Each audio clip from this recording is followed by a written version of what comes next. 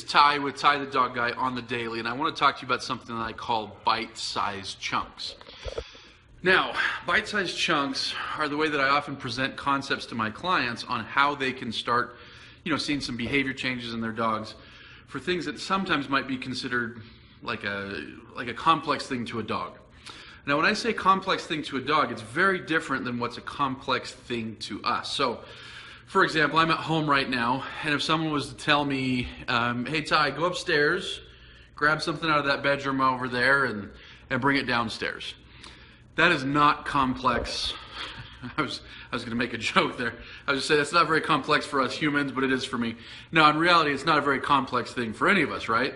When we're asked to do something like that, our brain immediately puts together a number of steps. So, for example, in this case, my brain immediately puts together that I would have to come up this staircase here. And then when I get to that landing there, I'd have to turn and go up. And then when I go up, I'd have to, turn left to get into the bedroom. If you're watching the video portion, you're just seeing some of my house here. But anyways, your brain immediately puts together multiple steps. So when you think about it, me going upstairs to grab something out of a bedroom up there and bring it downstairs, I don't know, what is it, 12 steps or 15 steps? I got to go here, go up to the landing, go up there, take a left, go open the door, walk through the door, grab something, hold something, come back over, go, So anyways, there's 12 to 15 steps, or who knows, there's a ton of steps, right, for me to do that.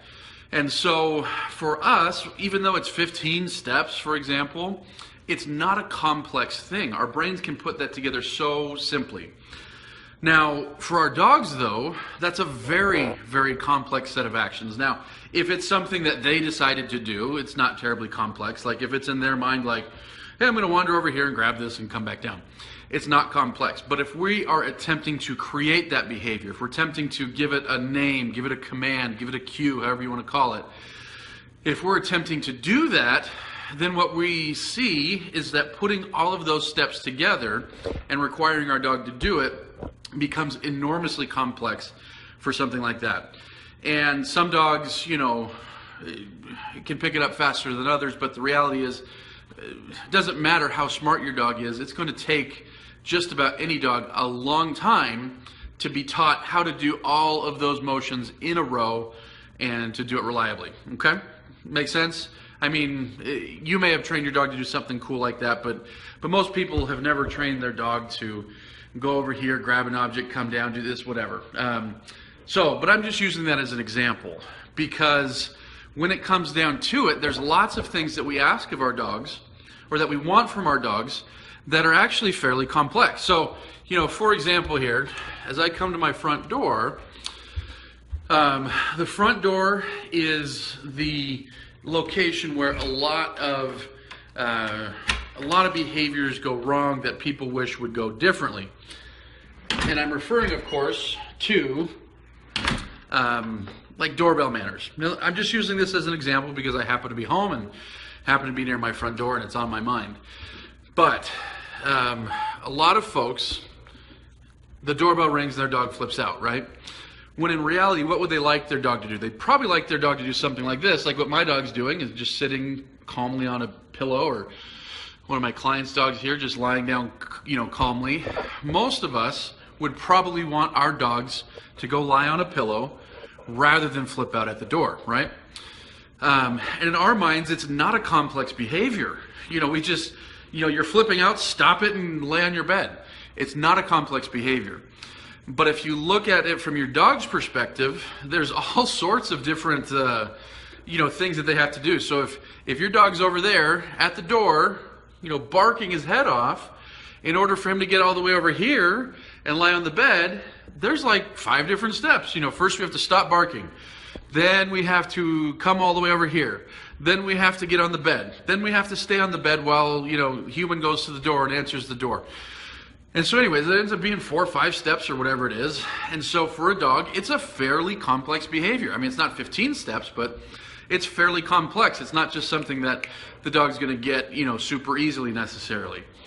And so I call it bite-sized chunks. And bite-sized chunks are what we need to use in order to teach things like this. So if we're to break it up into bite-sized chunks, There's three kind of primary bite-sized chunks to fixing a doorbell problem. So if somebody rings the doorbell over here, I may stand back here 20 feet, and first bite-sized chunk is you got to come to me. And now you have to come to me with distraction, and that's a big deal for a lot of dogs, right? A lot of folks have a hard time getting their dog to come with distraction.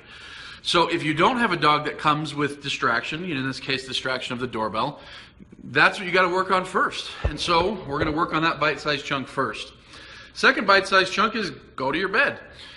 And again, a lot of folks don't have dogs that will go to their bed reliably on command. And so that's the second bite-sized chunk you need to work on. And the third bite-sized chunk is to stay put while there's a distraction. In this case, the distraction is me walking towards the door and answering the door and somebody's at the door. And so those three bite-sized chunks, often we're further ahead if we work through those individually. It's okay, first we're going to work on this and get the dog doing well there. Then I'm going to add this and get the dog doing well there. And then I'm going to add this.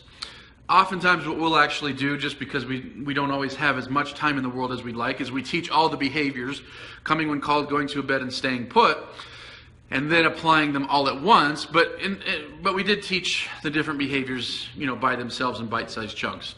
Now again, I'm just using the concept of somebody ringing the doorbell and how annoying that is when your dog's flipping out and going crazy. But this can be applied all over the place. There's so many things to where if folks just use bite-sized chunks and taught the behaviors in smaller portions and made it easier for the dog to bite off and digest, we're going to be in much better shape. So in any case, think about that with your own dog and where you can use bite-sized chunks in your dog's training.